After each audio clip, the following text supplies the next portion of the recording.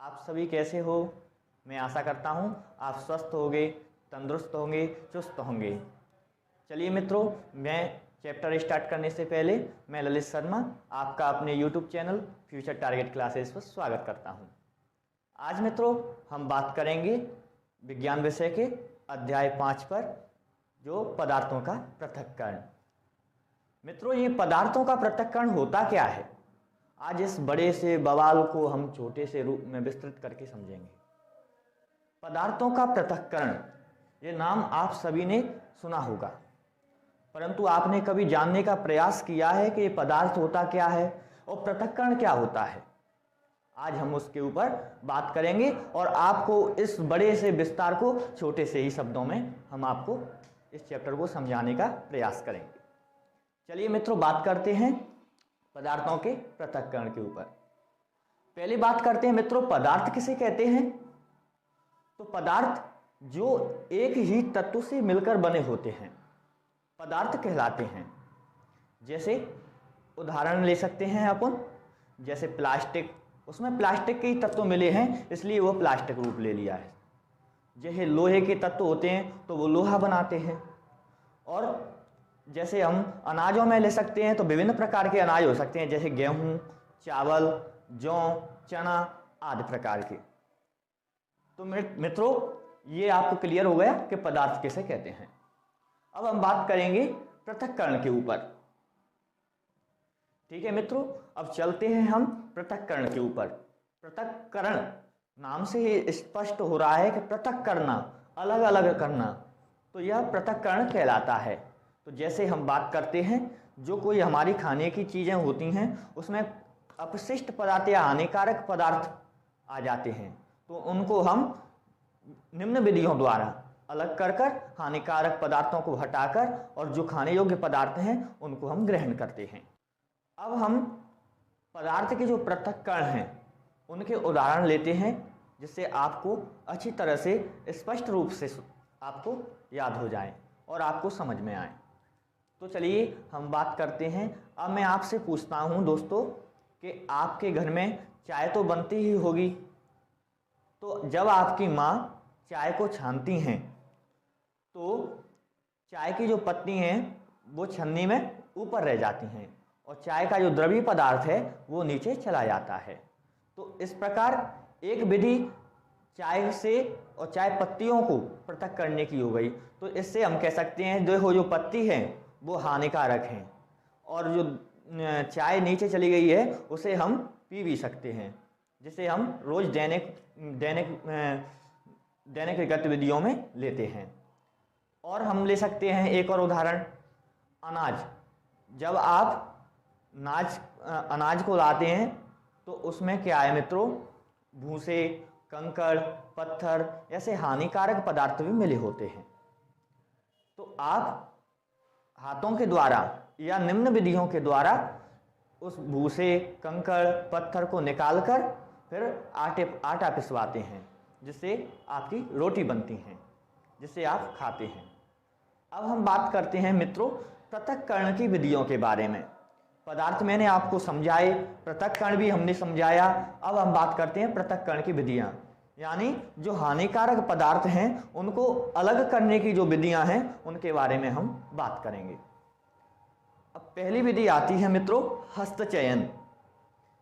नाम से ये स्पष्ट हो रहा है मित्रों कि हाथों के द्वारा चयन करना।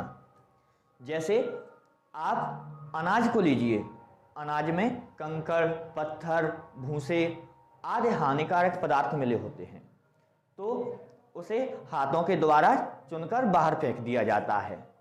तो यह एक हस्तचयन की प्रक्रिया हो जाती है मित्रों।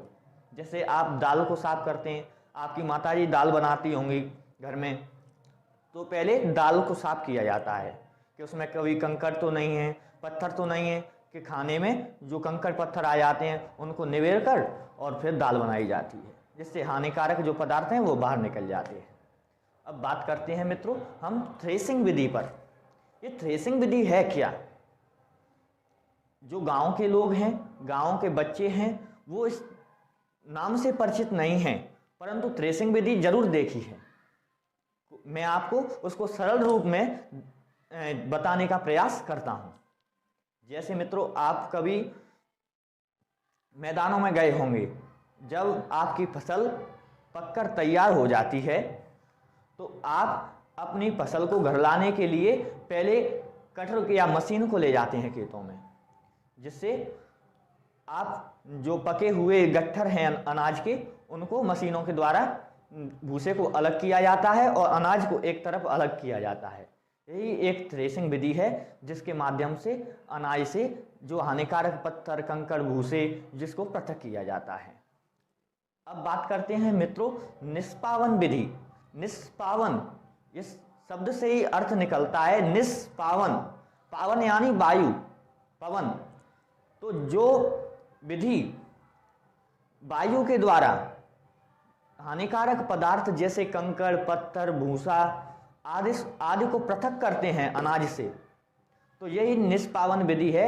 जैसे आपने कभी गांव में देखा होगा, जब कभी खेतों खलिहानों में हवाएं चलती हैं तो गांव का किसान अपने हाथ में अनाज भरकर और ऊपर से बरसाता है, जिससे हवा चलती है तो वो भूसे, पत्थर, कंकड़ को बाहर एक जगह उड़ा के ले जाता है और जो अनाज के कण हैं वो एक जगह एकत्रित हो जाते हैं।